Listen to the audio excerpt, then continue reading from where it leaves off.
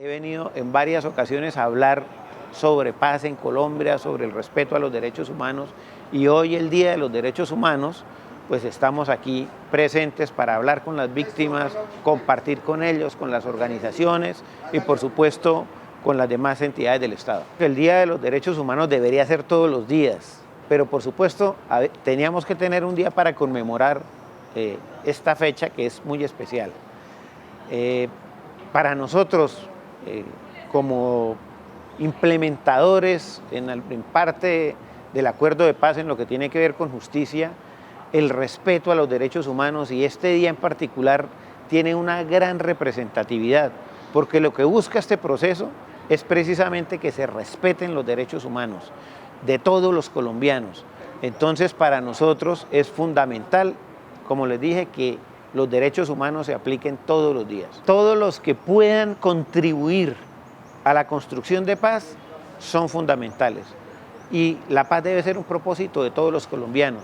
Así que creo que todo aquel que se vincule y se quiera vincular a la construcción de paz debe ser bienvenido. Cordial bienvenida al cuarto coloquio Observatorio de Paz del Poli, Pedagogía de Paz y Reconciliación.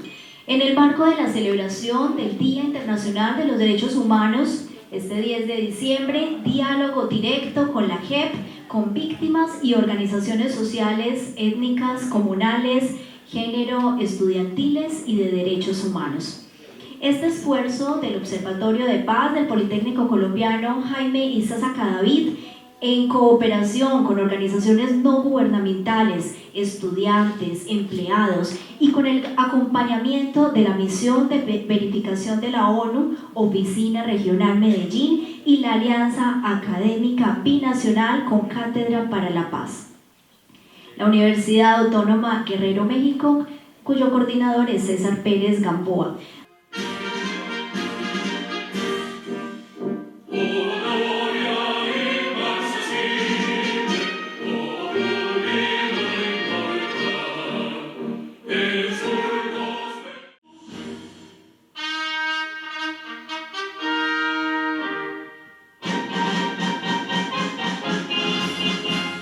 Para nosotros como Madres de la Candelaria es un honor estar acá, en esta que es nuestra casa, porque por muchos años con Pardo y los directivos de acá hemos trabajado mucho en el tema de la defensa de los derechos humanos, y les decía a mis compañeros de mesa que pues hoy tenemos 1000 eventos en la ciudad, y que qué triste que aunque hemos venido varios años diciendo juntémonos, hagamos juntanza en esta fecha tan linda, pues hoy estamos todos regados en la ciudad, porque hay que estar en todos los eventos, porque si no generamos que no queremos, que no aportamos. Para las madres es muy importante hoy contar con nuestro magistrado de la GAK, con nuestro amigo Rodolfo. Esperamos que esta mañana, en este marco de conmemoración de los derechos humanos, donde para nosotros como defensores hoy llega a la memoria Juan David, asesinado por el paramilitarismo, llega a la memoria Judí, llega a la memoria Ana Fabricia, que fueron unos líderes que entregaron su vida por la defensa de la vida y de la ayuda al otro. Entonces no nos queda más sino agradecerle al Poli, a nuestro compañero Pardo, porque Pardo ha sido ese maestro, no solo de las madres, sino mío propio. Cuando era ayer, porque no sepan que tengo 100 años, fui víctima de amenazas en mi Comuna 6, y fue el doctor Pardo desde la asesoría el que me acompañó, el que me guió, el que me enseñó a transformar el miedo en fortaleza. Entonces, para mí hoy, como representante del movimiento fundador de madres, de una organización que va a cumplir 26 años, insistiendo y persistiendo, y no desistiremos en la búsqueda de nuestros seres queridos, pero en reivindicar la vida, les damos la bienvenida a este evento. Esperamos pasar una mañana muy agradable con muchos que desafortunadamente solo en estos eventos nos podemos ver por nuestras agendas tan ocupadas. Muchas gracias por la invitación. Hoy Día Internacional de los Derechos Humanos, que en 1948 la ONU, las Naciones Unidas, en su gran mayoría lo decretaron. Una felicitación muy especial al Observatorio de Paz y Derechos Humanos del Politécnico, porque Necesitamos que en nuestra ciudad haya muchos observatorios, porque todos sabemos la situación que siempre ha vivido esta ciudad y todos nosotros como defensores de derechos humanos debemos trabajar por ellos. Por eso, desde la Central Unitaria de Trabajadores nos comprometimos a que la gente viniera acá, y aquí hay una buena cantidad de compañeros y compañeras de la Coantioquia, de Derechos Humanos, de Solidaridad, y esperamos pues que este evento sea muy importante, saquemos las mejores conclusiones. Un caluroso saludo de esperanza, de paz, de construcción social y popular. Darle gracias a Pardo por este espacio tan bonito de vida, para refrescar siempre la memoria histórica. Y en nombre de los caídos, en nombre de cada generación que históricamente en la vanguardia de los jóvenes han hecho un protagónico papel en la construcción de la paz para una nueva sociedad. No olvidamos a los que no están, a los de cada generación, a los del último paro nacional, a los que hoy siguen luchando con ímpetu de paz para una sociedad nueva, para la construcción de la nueva Colombia. Muchas gracias. Para nosotros, en la Jurisdicción Especial para la Paz y particularmente para la Unidad de Investigación y Acusación de la misma, es muy importante poder compartir estos escenarios. Y es importante compartir estos escenarios porque tenemos que seguir caminando el camino de la paz. Y la construcción de la paz no depende de la Jurisdicción Especial para la Paz. La construcción de la paz depende del compromiso, del ánimo, de la fortaleza de todos los colombianos, porque entre todos tenemos que construir este país que queremos legar a las generaciones futuras. Las generaciones futuras no pueden vivir lo que nos ha tocado a nosotros, tenemos que legarles un país mejor. Por eso siempre es importante todo esfuerzo que en construcción de paz hagamos y que se siga, doctor Pardo, haciendo coloquios de esta naturaleza, porque tenemos que ir convenciendo cada día más a los colombianos. Y decía ahorita en una entrevista que la academia tiene una tarea importante en este proceso, y es cambiar la mentalidad de los jóvenes, que entendamos todos que la paz es un derecho que tenemos, pero también un compromiso personal y social. Nosotros hoy día tenemos el mejor proceso de paz que hay en el mundo. Este proceso que estamos adelantando hoy, en este momento en Colombia, indudablemente es el mejor que hay en el mundo.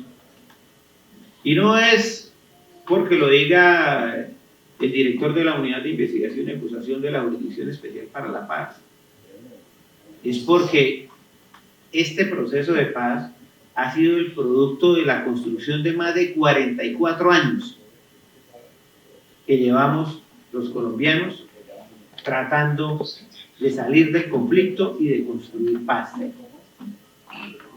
De manera que no ha sido gratuito el logro que hemos obtenido con este proceso de paz.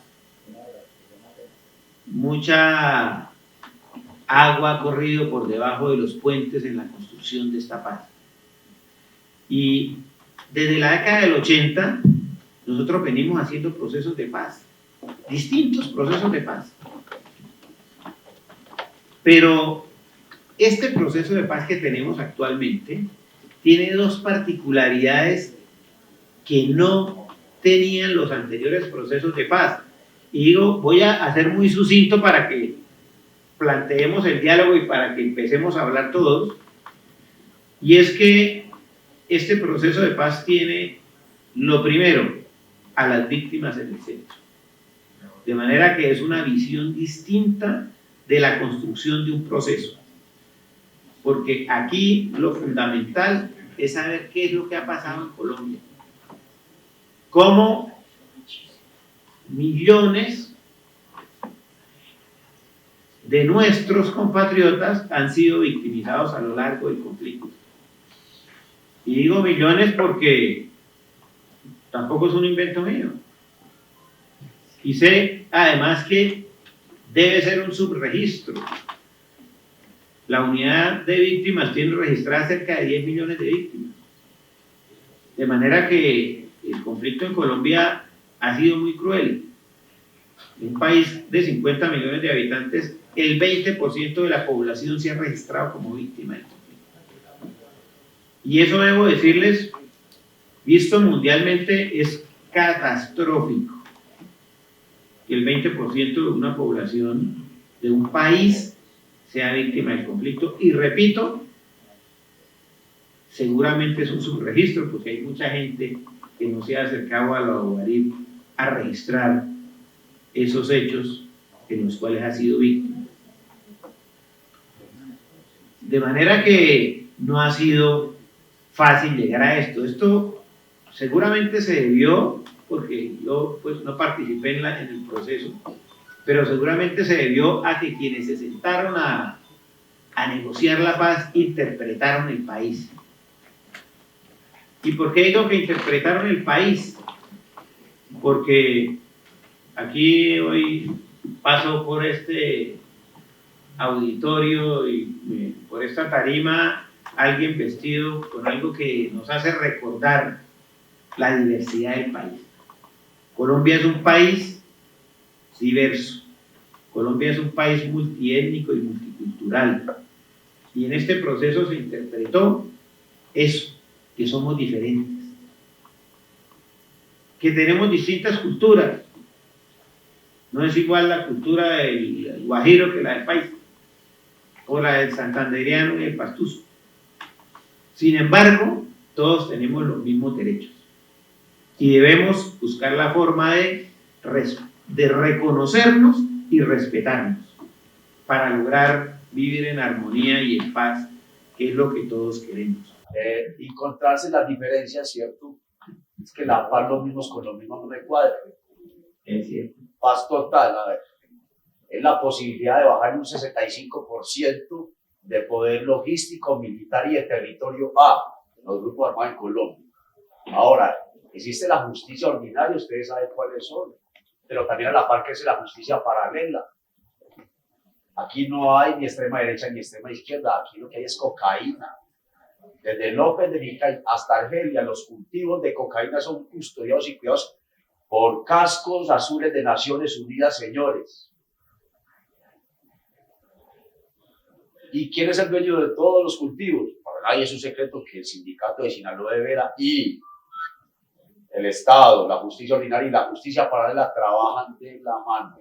No soy politólogo ni violentólogo. Los derechos los procesos de paz en Colombia han fallado y fallarán por los mediadores que hay. Siempre. Por eso colocan curas. El cura trabaja con el perdón. ¿Quién trabaja con la culpa? El victimario. Porque el victimario también se vuelve víctima. Bueno, no voy a un punto claro bueno, divagar es muy fácil. Y más para una persona como yo que no planea estar acá.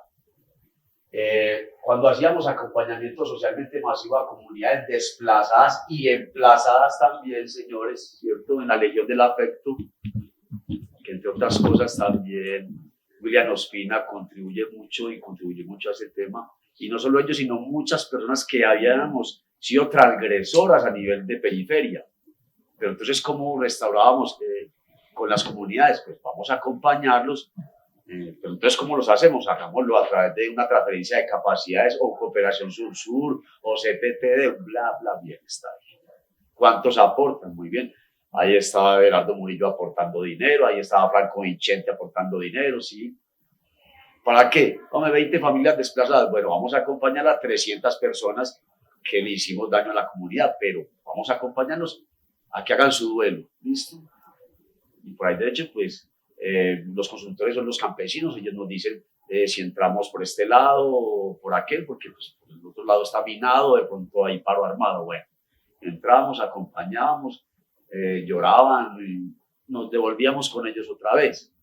Otras personas había que cuidarlas porque las emplazaban, no las dejaban salir, entonces vamos a quedarnos con ellos, ¿cierto? Porque no solo es visibilizar la guerra, sino los talentos que tienen las comunidades desplazadas o emplazadas o comunidades receptoras, que hay muchas en Medellín. Entonces, está muy bien todo lo de la vida, la paz, la libertad, la diversidad, la seguridad democrática o seguridad social o seguridad alimentaria o seguridad educativa, porque que le quiten un 30% a la educación y que quieran privatizar, eso ya es un tema de ustedes que la tienen más clara. Pero por favor, no nos hagamos imaginarios de lo que está pasando en Colombia. Ahora nombraron 18 personas que, pues, van a ser los que van a seguir adelante con lo que viene. ¿Qué es lo que viene? No sé, solo ustedes lo saben. Les agradezco porque no planeé estar acá, tampoco me quiero dar tonos con nadie.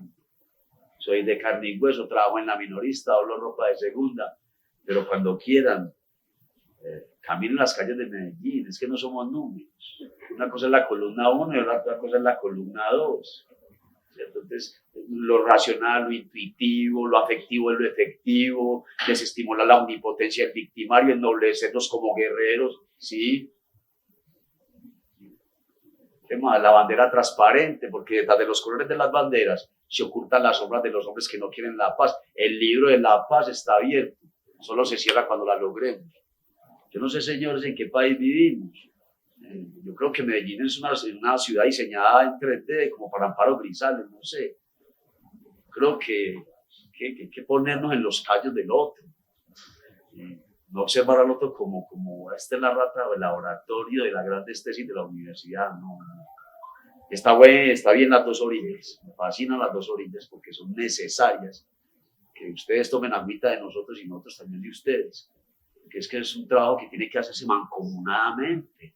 ¿Cómo es posible que en el 2000 los niños en Aquitania, Pocito, San Luis y todo el oriente antioqueño, y no solo en el oriente, en todo el país, Montes de María, López de Micay, qué sé yo, Doncello, Pau Gil, que no habían sido registrados en esa época, que no habían visto nunca un bus? Bueno, estoy devolviendo a catarsis de atrás, a catarsis liberado, a memoria muscular. ¿Cómo es posible que hasta ahorita hayan sido violados 558 Nakazmaku por 2 personas que son miembros del ejército de Colombia y uno que es miembro del ejército de Estados Unidos? ¿Y quién habla de eso? Nadie. Porque como Estados Unidos es el que aporta a Colombia, algunas cosas hay que silenciarlas. No me cuadra eso de dignidad cuando... Ay, por favor. El tema no es venir a decir que los negociadores o que los curas son los que han fallado. Hemos fallado todos y todas. Porque como no nos tocó a nosotros, nos quedamos calladitos y empezamos a señalar el otro compañero. Y para que esta guerra cese, todos y todas, desde la estaca que nos toca, tenemos que poner. Y poner con ganas, y poner con amor, y mostrar la dignidad de las personas. Porque todos los seres humanos valemos mucho. Y aquí no es de venir a buscar quién es el culpable y quién no. Aquí nosotros como víctimas del conflicto en esta ciudad, en el país, hemos dicho que la guerra no son los victimarios y las víctimas. Y no es el negociador el que se equivoca. Es la humanidad que piensa que unos somos buenos y otros somos malos. La construcción de paz, lo dijo Carlos, no es un tema fácil. Tampoco los procesos son perfectos. Son construidos por seres humanos, ¿sí? Y no son perfectos, tenemos que irlos perfeccionando. Lograr reconstruir una sociedad que ha sufrido un conflicto tan largo tampoco es fácil. Yo me quiero referir muy concretamente al tema nuestro. Yo creo que la mayoría de aquí saben, y por eso vino mucho asistente de nuestros compañeros sindicalistas. El sindicalismo ha sido una de las grandes víctimas también del país. Tenemos más de 3.500 dirigentes asesinados desde hace más de 50 años, fuera de los desplazados, los amenazados, que suman más de 15.000 casos. El magistrado lo debe saber. La JEP reconoció el caso 08, que el magistrado lo debe saber, sobre las víctimas del sindicalismo. Incluso en eso estamos también con el presidente y la ministra de Trabajo, que hace un año, en septiembre, en un evento que tuvimos en en Bogotá, reconoció al sindicalismo como víctima. Y es que la sociedad debe reconocer, porque es cierto también lo que se ha hablado acá, la falta de educación. Nosotros hemos propuesto que desde el preescolar, de la primaria, secundaria, se trabaje la cátedra de la paz, la cátedra del sindicalismo en las universidades. Nosotros, los educadores, pues, de esos 3.500 hemos puesto más de la tercera parte de asesinados en Colombia. ¿Y por qué nos asesinaron? Porque los compañeros en los pueblos, en las veredas, en la misma ciudad, concientizamos a la gente, le decíamos la realidad. Porque es que el estudio no solamente es decir cuánto es 2 más por 2, sino que es decirle a los muchachos la sociedad en que estamos viviendo.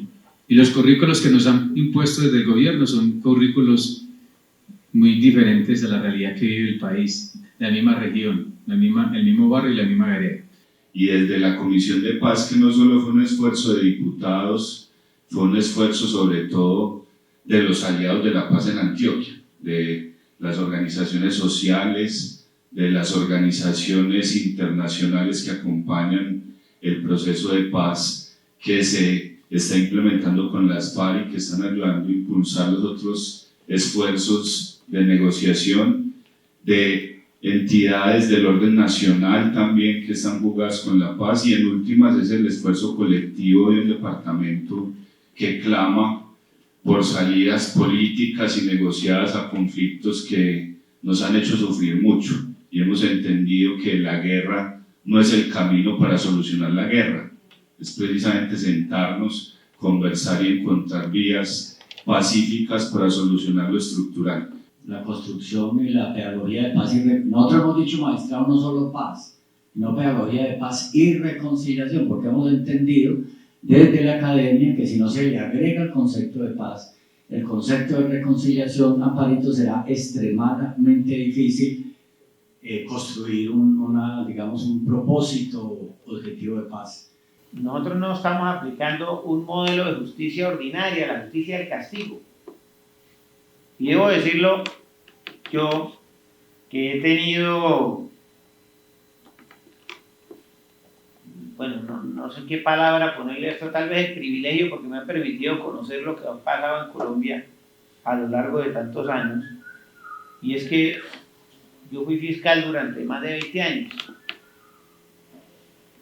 pero también estuve en los procesos de justicia transicional, y la justicia que uno aplica ordinariamente se ocupa de establecer quién es el responsable de un hecho y de que se le aplique un castigo, pero poco le interesa qué pasó con la víctima, qué sufrió la víctima, cómo hago para recuperar la víctima, qué requiere la víctima, porque en la medida que yo logre identificar qué fue lo que le ocurrió a la víctima, qué requiere la víctima para restaurarse, puedo reconstruir el tejido social y se puede reconstruir la sociedad. De otra forma no lo vamos a lograr. Por eso ahora hablamos de justicia restaurativa. Aquí lo que interesa es cómo restauramos el daño, porque en la medida que restauramos el daño, pues podemos llegar a otros pasos. Necesitamos otro modelo, un modelo reconstructivo, un modelo de justicia más humana, porque ya lo han dicho, en un conflicto como el nuestro, y tal vez en todos los conflictos, en el 90% de las ocasiones el victimario también ha sido víctima. De manera que estamos reciclando situaciones que tenemos que solucionar. ¿Que son fáciles de solucionar? No. Y eso tenemos que reconocerlo. No es fácil solucionar ese tipo de situaciones que vivimos. No es fácil a veces aceptar que alguien que ha cometido una serie de hechos seguramente gravísimos, pues de pronto no vaya a la cárcel. Pero, ¿será eso lo que interesa?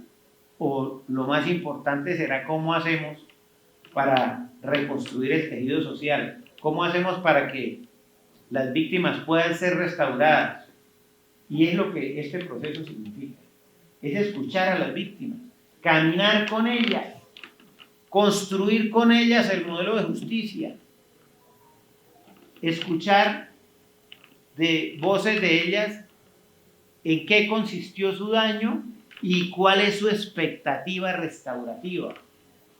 Lo que ocurrió con el establecimiento de la Jurisdicción Especial para la Paz, ese que él acertadamente describe como el paradigma del sistema de justicia, y y yo acá corto, pero quiero destacar en este foro, en esta aula y en este evento, la importancia que reviste para el sistema de Naciones Unidas la Jurisdicción Especial para la Paz, la JEP, que enhorabuena cuenta con las inteligencias y la sensibilidad de profesionales de la calidad del magistrado. Y yo creo que debe ser conocido, pero también de una manera respetado, la JEP por todos los colombianos y colombianas. Es la médula espinal del acuerdo de paz. La JEP ha sido no solamente respaldada, sino elogiada por el sistema de Naciones Unidas en su conjunto, desde el Consejo de Seguridad, que es el espacio para los temas de paz más importante del universo conocido. Y es que el acuerdo de paz no era para los 14.000 que firmaron, el acuerdo de paz era por los 50 millones de colombianos y colombianas y por los 50 millones que faltan por nacer, que son por los cuales nosotros tenemos que trabajar. Pero también nosotros, magistrados, nos merecemos, nuestros hijos merecen un futuro mejor, pero nosotros también merecemos un presente mejor. Porque en verdad la JEP rompe una tradición de justicia punitiva en Colombia y de justicia con respecto a los acuerdos de paz, a los 12 acuerdos de paz que había en Colombia desde 1990, siendo primero el del M-19 y siendo el último el de las FARC. Bueno, el del M-19 el 9 de marzo de 1990. Yo en particular hice parte de ese proceso, y varios compañeros aquí, Patri, Arturo, etcétera. Y en el 2016, diputado, el de las FARC. Entonces, sin la JEP, sería, Rodolfo, absolutamente impensable la construcción de paz y mucho menos la construcción de reconciliación. Entonces, nos adherimos como Observatorio de Paz, como Comité de Impulso, al reconocimiento, a la valoración, a la JEP y en particular a usted, porque usted, desde que se instaló este Observatorio de Paz en medio de muchas dificultades, Juancho, pero que se está construyendo, se sigue construyendo, siempre ha acompañado los esfuerzos de construcción de pedagogía de paz y reconciliación desde el Observatorio de Paz, y obviamente eso es demasiado significativo. La violencia en Colombia no es de ahorita, o sea, una cosa, compañeras y compañeros que están en este espacio, Colombia lleva muchos años, inclusive antes de nosotros nacer, de violencia tras violencia tras violencia, que no se había analizado. ¿Por qué? Los medios de comunicaciones. Los medios de comunicaciones nunca han dicho la verdad, ¿sí? Bajo ese contexto, porque muchos dicen, no, llevamos 30 años sin violencia. No, llevamos, ¿sí?, 100, 150 años de violencia tras violencia en Colombia, ¿sí? Violaciones de los derechos humanos una tras de otra, ¿sí? No es de ahorita los derechos humanos. Lo que pasa es que ahorita tenemos WhatsApp, entonces cualquiera sube y dice, mire, ¿qué pasó? ¿Sí? Pero los derechos humanos se han violado. Por ese motivo, me voy a la Organización de la M-19, ¿sí? Porque los derechos humanos se han violado una y otra vez, ¿sí? Entonces, el llamado que les hago a ustedes, señores de la Corte, gracias por estar acá, señor de la JEP, señor de la ONU, Guillermo, gracias por la invitación, y a todos, es que tenemos que apostar entre todos, colocar un granito de arena a este proceso, pero también mirarlo y enfocarlo con proyectos industrializados para la población, ¿sí? Para la población, ¿sí? Hay que enfocar esa parte, a eso hay que apostarle, y bueno, gracias por todo. O sea, Colombia no puede seguir en esta dinámica, hay que cambiar, y tenemos que caminar, como lo han dicho muchos, caminar y seguir caminando el camino de la paz, porque el camino de la paz nos va a dar reconciliación y bienestar a todas y a todos.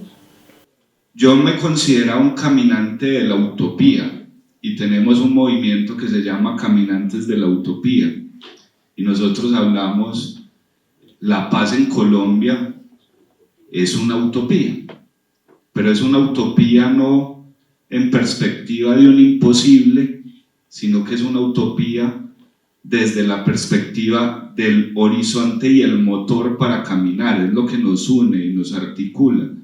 Y en ese marco hay varias cosas que, aunque los medios de comunicación hegemónicos, aunque ciertas autoridades públicas y políticas nos quieran desviar de lo que realmente pasa, hay algo que está pasando en Colombia hace tiempo y es que estamos avanzando realmente hacia la solución a los históricos conflictos armados y hacia la búsqueda de la gestión de los conflictos sociales por otros medios. Y uno de esos avances es en perspectiva de justicia, en cuáles son los paradigmas de la justicia. Y ahorita lo decía el magistrado, lo decía Pardo, hay una nueva forma en la que se empieza a entender la justicia en Colombia, entender la justicia desde la verdad, de entenderla desde reparar, pero cómo reparar, entonces problematizar el cómo reparar, desde la reconciliación que implica una reconstrucción, pero sobre todo desde la reinvención.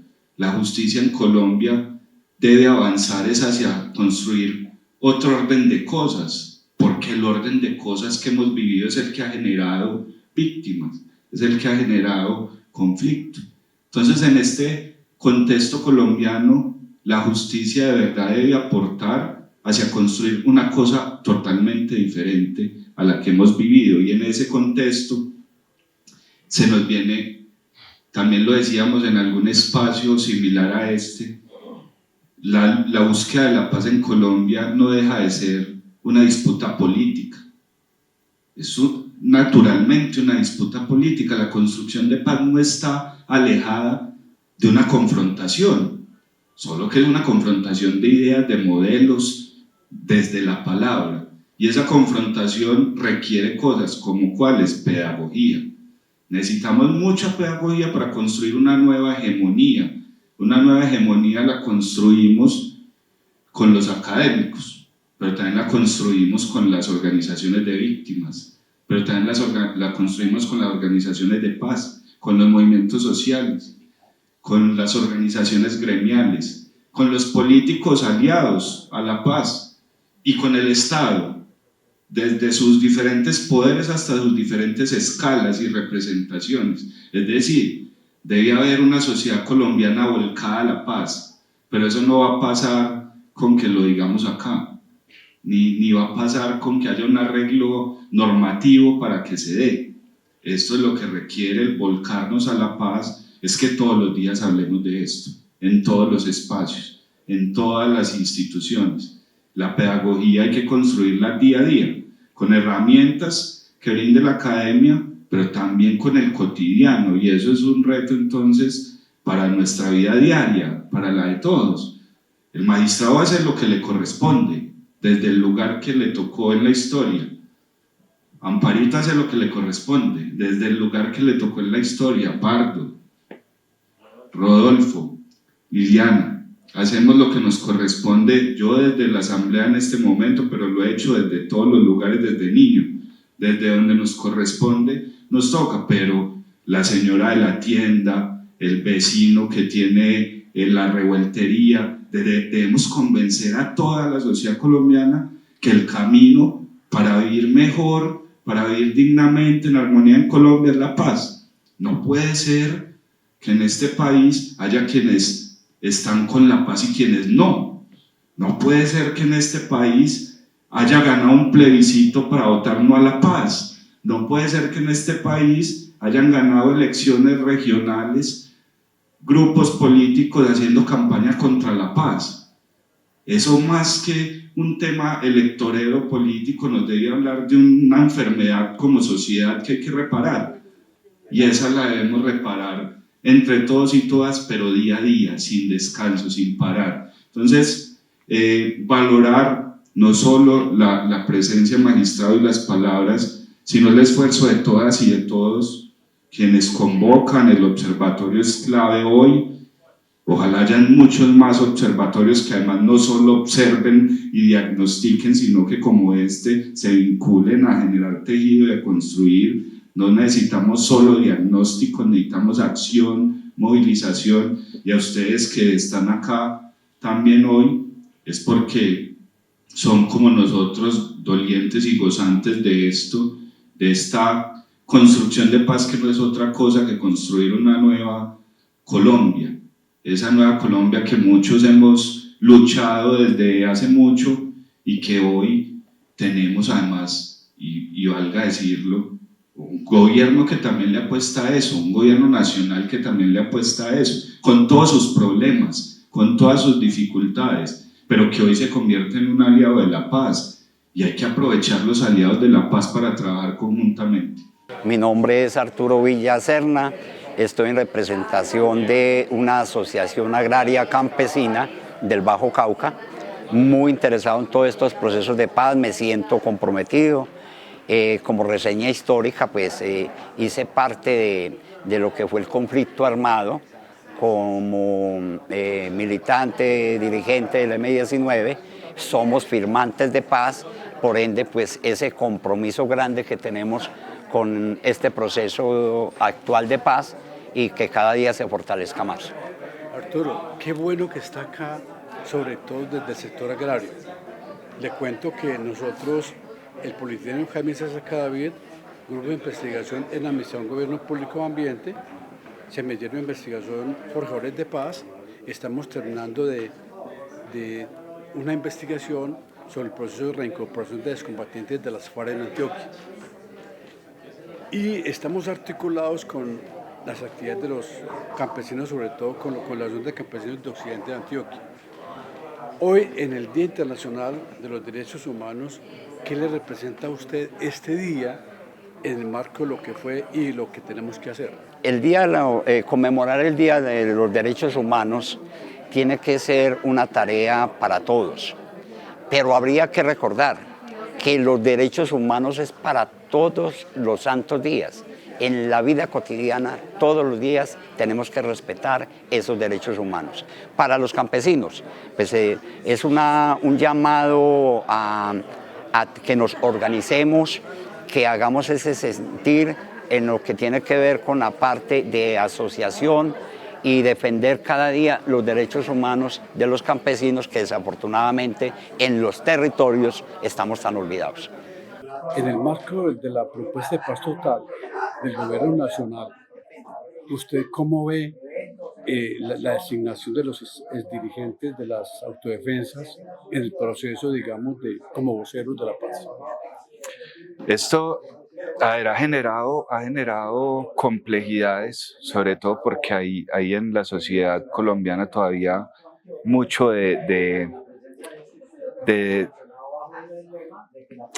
oscurantismo frente a lo que ha pasado. Se oculta mucho la verdad, se ocultan mucho los procesos que se han dado, entonces se ha generado alrededor de estas personas que se vinculan, que fueron parte del conflicto, se ha generado toda una narrativa, obviamente impulsada por los medios masivos de comunicación y por la extrema derecha colombiana, una narrativa según la cual se le está dando un poder a actores que le hicieron mucho daño a la sociedad, pero yo en estos gestores de paz lo que veo es la posibilidad de visiones diferentes de sociedad, encontrarlas en mesas y en espacios de diálogo para construir esa sociedad diversa.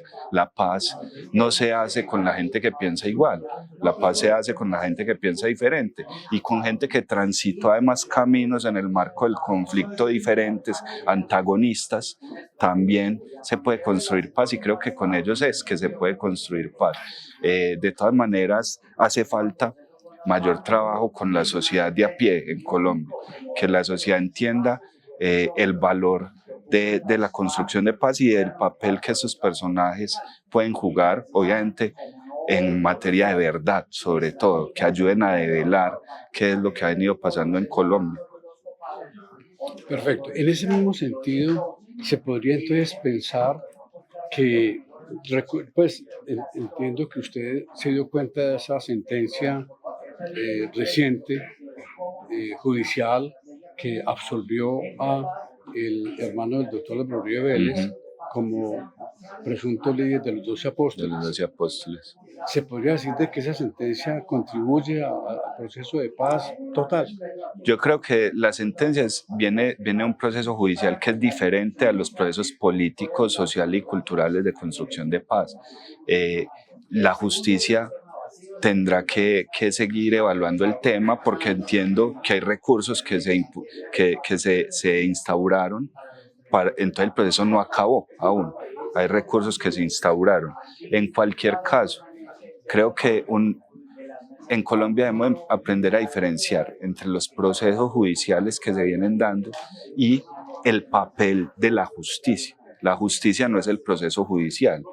Digamos que el nuevo paradigma de justicia del que hoy precisamente hablamos es apostarle sobre todo a la construcción de la verdad, a la reconstrucción de la verdad y a la reconciliación, sin que eso implique que los delitos no sean pagados, pero sí flexibilizar un poco en las penas en perspectiva de mayor verdad. Ahora bien, cada caso es particular y cada caso debe ser evaluado con conciencia.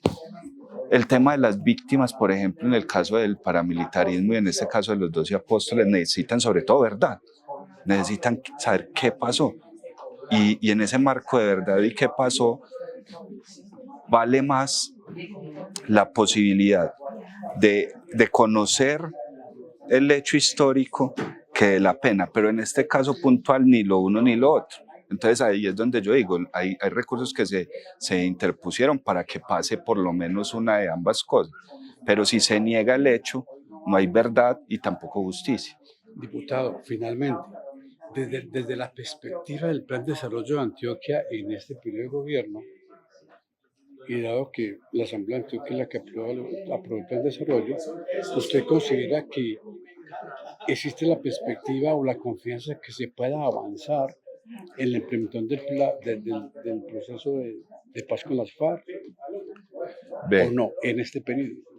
Hay unos temas con las administraciones departamentales o municipales que tienen que ver, una con la voluntad política y otra con obligaciones que tienen por diferentes actos administrativos que se han venido desarrollando previos a cualquier administración. En el caso de Antioquia tiene una política pública de paz. Esa política pública de paz que tiene Antioquia se debe implementar, quiera o no quiera el gobernador de turno, y quedó en el plan de desarrollo, porque las políticas públicas deben quedar en los planes de desarrollo. Entonces, en esa medida, esa política, además que conversa con cada uno de los puntos del acuerdo de paz que firmó con las FARC, tiene que ser implementada, pero la manera de implementarse es la que define la voluntad política de un gobierno de turno, no. En este caso, presupuestalmente veo dificultades, para ser muy sincero. ¿Por qué? Porque se redujo el presupuesto de paz en Antioquia, pero también en la narrativa del gobernador y digamos su posición frente a las políticas de paz del gobierno y frente a la implementación del acuerdo con las FARC, también veo una dificultad. Sin embargo, nosotros en la política pública tenemos la herramienta para exigir el cumplimiento, por lo menos de la política, y en el marco del plan de desarrollo quedaron algunos elementos que también debemos exigir que se cumplan. Desde esa experiencia que tuviste en la insurgencia social armada, esa es la categoría sociopolítica que hemos llamado, hoy, 30 y pico de años después, donde se han desarrollado en Colombia 13, 14 procesos de paz con diferentes actores, y en esa perspectiva, hoy, que estamos celebrando el Día Internacional de los Derechos Humanos, ¿qué concluyes? Bueno, yo no sé si se ha permitido hablarlo desde el punto de vista de nuestra organización. Algunos compañeros le han apostado a la paz desde la desmovilización, otra gente nos tocó que sobrevivir a esa desmovilización, ¿sí? Porque fue para nadie es un secreto, el mundo lo sabe, el M se fraccionó, ¿sí? Se fraccionó muy feamente. ¿Por qué razón? Pues porque hay mucha gente nuestra que tomaron determinaciones diferentes. Creo que eso es respetable, cada uno mira su punto de vista de las vainas, del contexto político, ideológico, mientras que la base pues quedó desamparada. Bajo ese término de la base a cada uno ha tocado que trabajar integrándose con los movimientos cívicos, un trabajo por lo que se luchó, ¿sí? Por lo que luchamos, ¿ya? Que era apostando de la paz, apostando de que Colombia fuera un país más soberano, más libre, más estructurado, ¿sí? De igual manera, muchos compañeros en sus diferentes departamentos han estado luchándola con las uñas y siguiéndole apostando a estos procesos de paz, de reconciliación, pero cada uno a su punto individual, ¿sí? No como colectivo, porque la verdad que la parte colectiva se fragmentó. Yo estoy liderando un proyecto de investigación, ya terminando, un proyecto de investigación que permite evaluar el proceso de reincorporación de excombatientes de las FARC en Antioquia 2016-2023. Partimos de una hipótesis. Esa hipótesis es de si el modelo de reincorporación, reinserción de excombatientes en Colombia ha estado en crisis. Para mí sí. Y yo lo miro... ¿Por qué lo digo, Patricia?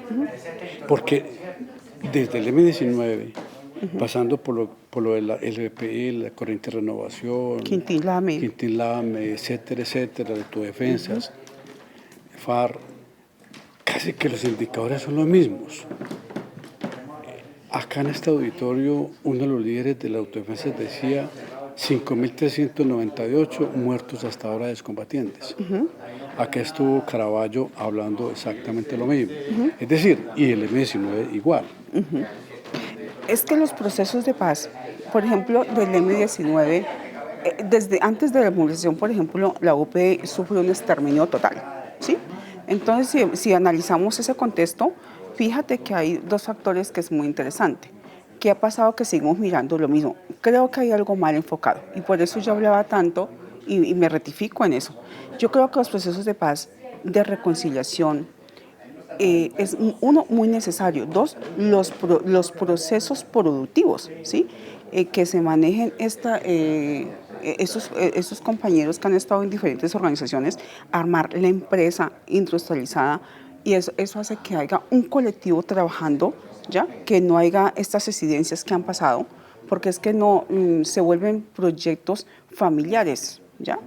Familiares, cuando se vuelven proyectos familiares y no colectivo, y no se le está apostando a una estructura industrial para un país, para un departamento, eso hace que los procesos, esa es la expectativa que tengo, se vengan a pique. Si tuviéramos un proyecto industrializado en diferentes departamentos según su economía, ¿ya? Sería algo mucho más fácil de sostener la desmovilización y empezar los entes que han estado en armas, ¿ya? Que lo hicieron por un compromiso político con la nación, se va cambiando esa estructura. ¿Qué se hace? Se cambia la parte política, ¿sí? Dejan las armas por la parte política y por la parte industrializada. Mire, Colombia,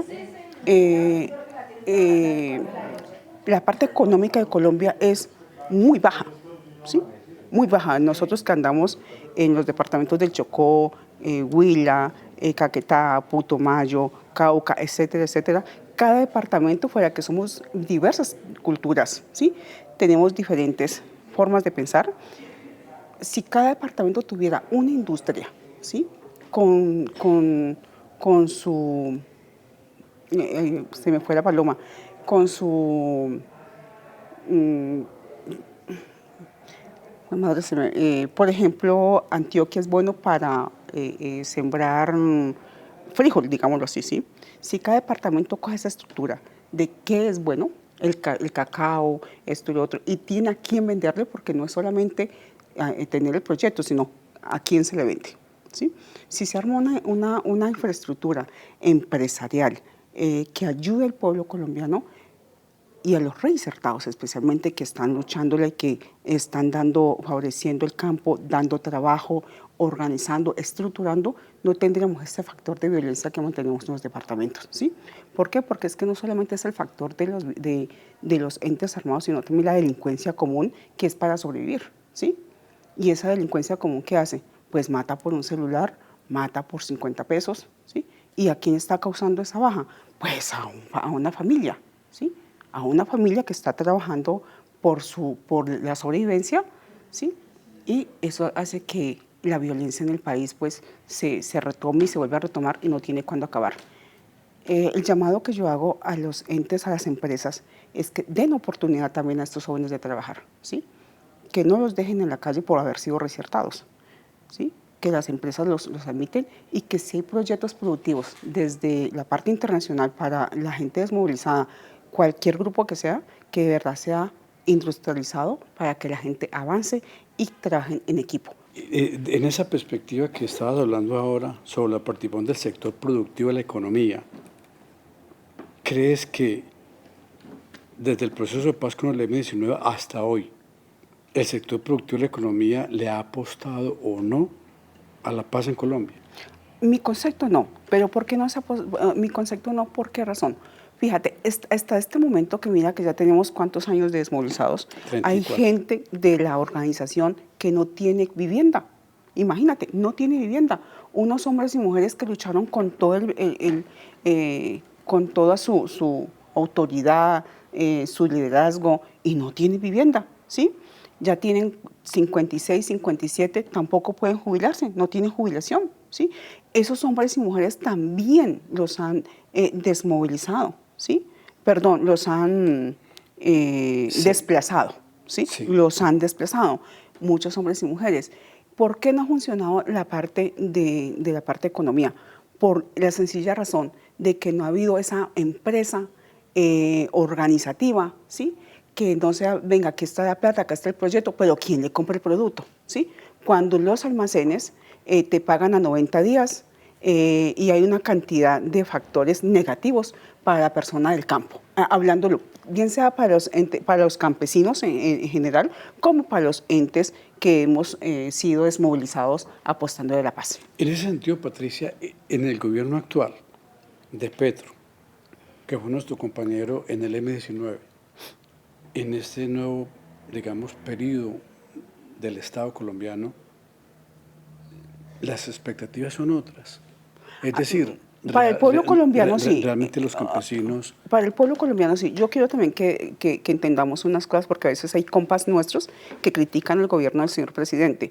Mire, yo lo que digo es que el señor presidente está gobernando para 50 millones de colombianos, ¿sí? No está gobernando para el M-19.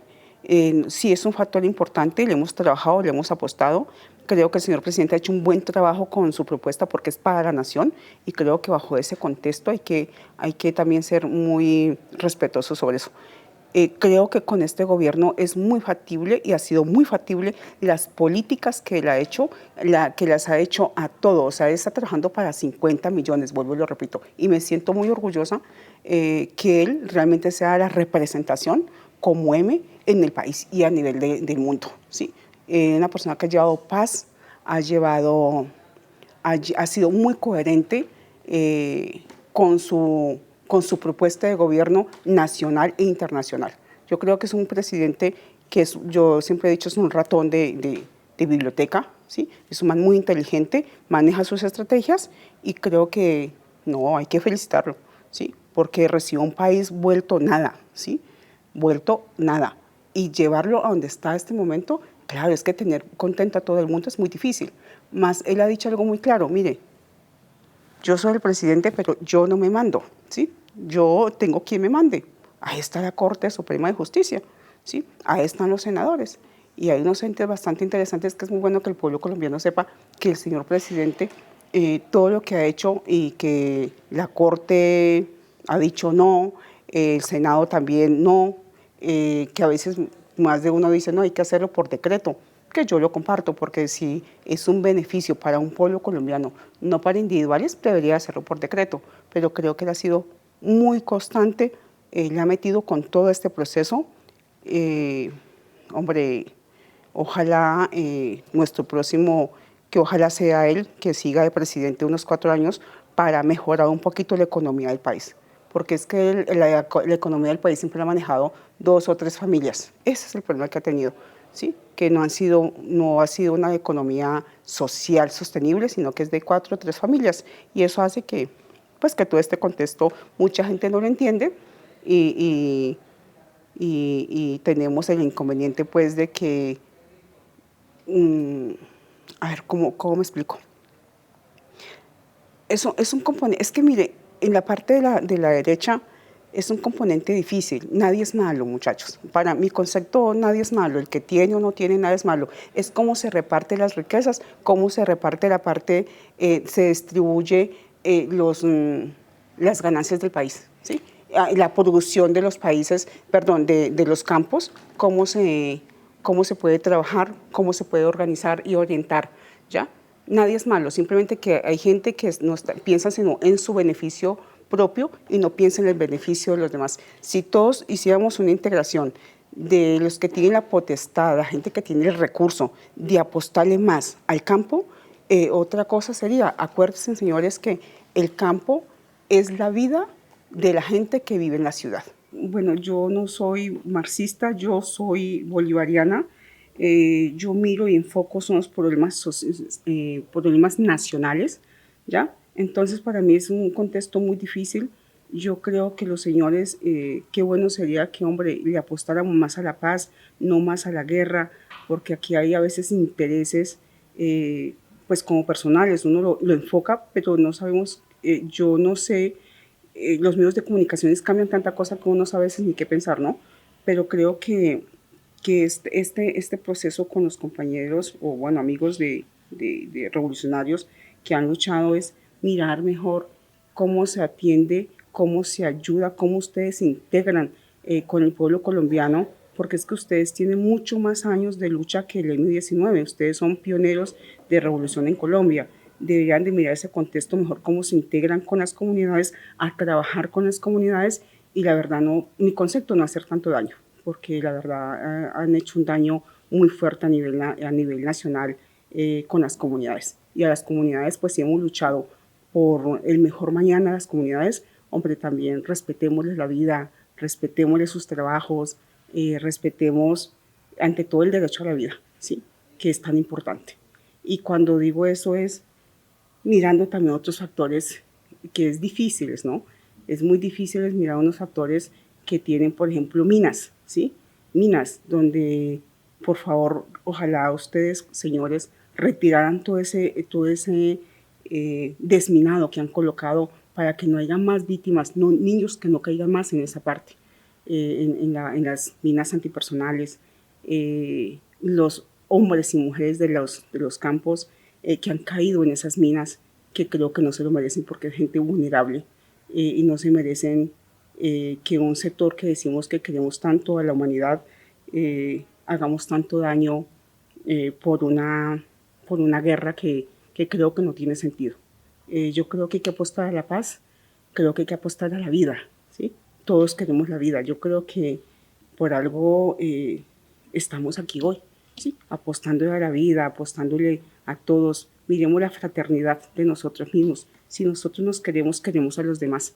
Y bajo ese lema, yo digo, hombre, hay que apostar a la paz, al amor, a la fraternidad, a ser sensibles, ¿sí? Cuando somos sensibles, estamos pensando, hombre, no hagamos mal que después no vengan, ¿no? Entonces, qué bueno sería de hacer ese compartimento de reconciliación, ¿sí? Y era reconciliación también con nosotros mismos.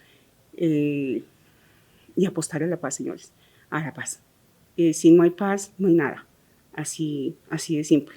Y la paz empieza por nosotros mismos. En esta oportunidad vamos a dirigirnos a toda la comunidad, a toda la nación, a todos los ciudadanos, a todos los hombres y mujeres de nuestra patria, Colombia.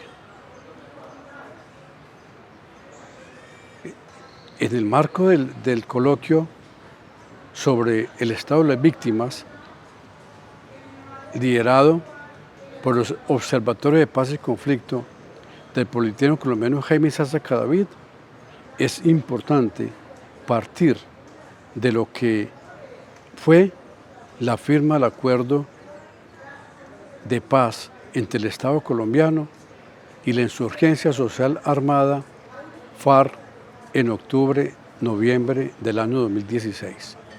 Pero para poder comprender ese hecho histórico de esa firma entre el Estado y la insurgencia que estuvo en combate durante más de 60 años, es importante recoger un poquito los antecedentes en esos procesos de acuerdos de paz con movimientos insurgentes o actores armados. En la época más reciente, y decimos reciente porque desde la violencia de 1948, cuando fue asesinado el líder y candidato presidencial Jorge Eliezer Gaitán, ese periodo de guerra, de violencia entre el Partido Liberal y el Partido Conservador, o mejor, no entre partidos, sino que los líderes políticos de esos dos movimientos pusieron al pueblo liberal y conservador a matarse entre sí para finalmente las 20 familias que siempre han mantenido el poder político, económico, social y militar en Colombia se quedaran con las tierras de esos más de 300.000 víctimas. Es importante en ese hecho histórico recordar que en el año 57, cuando la presidencia del general Rojas Pinilla, se hizo una amnistía, muchos rebeldes liberales en armas entregaron sus fusiles y muchos de ellos a los pocos días, meses y 2 o 3 años fueron asesinados. Entonces ese es un referente histórico importante en el contexto y en el análisis de lo que hoy estamos avanzando en el concepto de paz total. Pero decíamos que hay unos antecedentes más mediatos y tienen que ver con el primer acuerdo suscrito en 1989-90 por el Estado colombiano y el movimiento político militar 19 de abril M19. De ahí para acá y en ese contexto se suscribió, se impulsó, junto con los jóvenes que mencionábamos y que la historia reconoce, los jóvenes del movimiento de la séptima papeleta, se diseñó entonces el contexto de armar una nueva constitución política que fue la que se firmó el 4 de julio de 1991.